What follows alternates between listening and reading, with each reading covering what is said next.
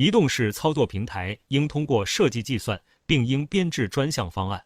移动式操作平台面积不宜大于10平方米，高度不宜大于5米，高宽比不应大于2:1。如平台搭设高度为5米时，其短边长度不应小于2.5米。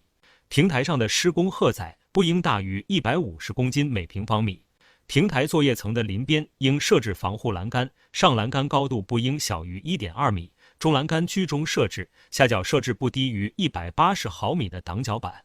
操作平台应设置人员上下的爬梯，爬梯踏步间距不大于400毫米。平台上下口应设置只能朝内开启的防护门，防护门除人员上下时应处于长闭状态。移动式操作平台的轮子与平台架体连接应牢固，且每根立柱下均应设置。作业前应检查所有轮子是否与地面顶紧，防止地面不平整导致架体晃动或倾翻。移动式行走轮承载力不应小于500公斤。移动式操作平台架体应保持垂直，不得弯曲变形。行走轮和导向轮应配有制动器或刹车闸等制动措施，制动器除在移动情况外，均应保持制动状态。移动式操作平台移动时，操作平台上严禁站人。